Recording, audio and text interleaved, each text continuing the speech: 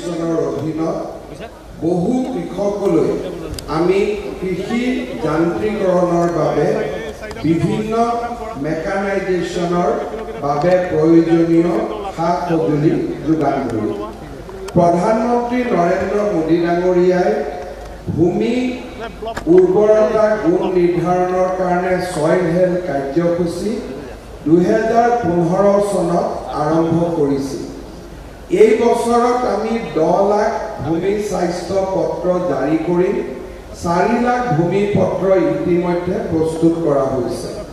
ৰাজ্যত ভূমি কৃষি ভূমিৰ উৰ্বৰতা প্ৰশিক্ষণৰ বাবেও আমি নিৰ্মাণ কৰা পৰীক্ষাগাৰ পূৰ্বৰ 5টাৰ পৰা 26টালৈ বৃদ্ধি পাইছে। আমাৰ এই প্ৰচেষ্টাক কেন্দ্ৰীয় চৰকাৰেও বিশেষভাৱে স্বীকৃতি দিছে। ঠিক সেইধৰণে কৃষিৰ যান্ত্ৰিকৰণৰ বাবেও 816টা গ্ৰাম্য পৰ্যায়ৰ কৃষি যন্ত্ৰপাতি বেংক স্থাপনৰ বাবে আমি আগবাঢ়িছো। 9.5 লাখ টকাকৈ অৰ্থাৎ 95% ৰাজ সাহায্য প্ৰদান কৰে। আগতে ৰাজ্যত 80টা এনে কৃষি যন্ত্ৰপাতিৰ বেংক স্থাপন কৰা হৈছিল।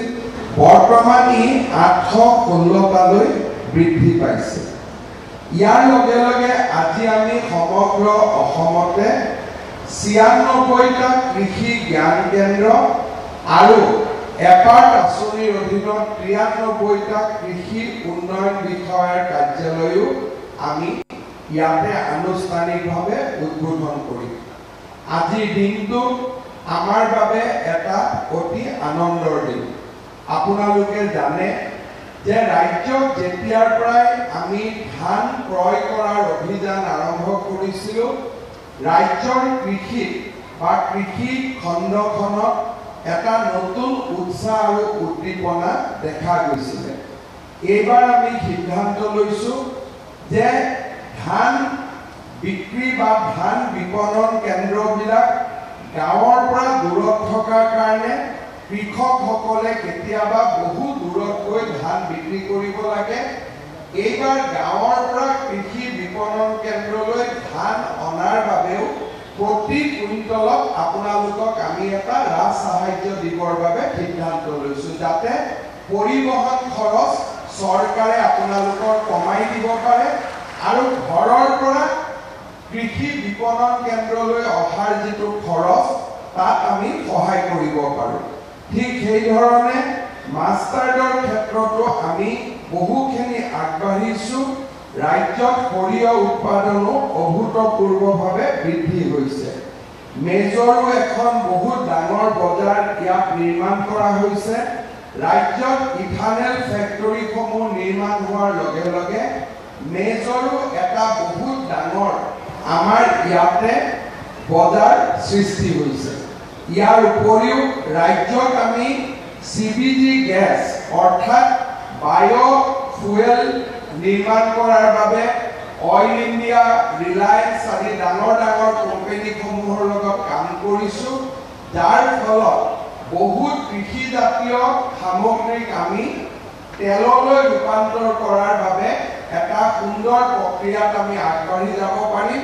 ইয়াৰ বিষয়েও আপোনালোকক ৰাজ্যৰ মুখ্য সচিব ডাঙৰীয়াই তেওঁৰ ভাষণত অতুল বৰা ডাঙৰীয়াক ধন্যবাদ দিছোঁ। আৰু আজিৰ এই অনুষ্ঠান যাতে সুন্দৰভাৱে পৰিচালনা হয় তাৰ বাবে মই শুভকামনা আগবঢ়াইছোঁ।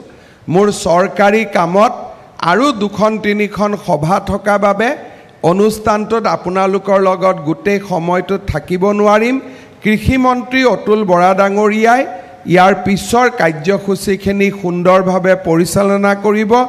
মই কৃষিমন্ত্ৰী অতুল বৰা ডাঙৰীয়াক অসমৰ কৃষি খণ্ডলৈ লৈ অহা সক্ৰিয়তা আৰু পুনৰ উজ্জীৱিতকৰণৰ বাবে তেখেতক বহুত বহুত ধন্যবাদ জনাইছোঁ।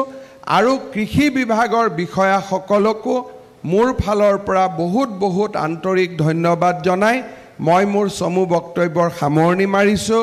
ধন্যবাদ। জয় হিন্দ, বন্দে মাতৰম।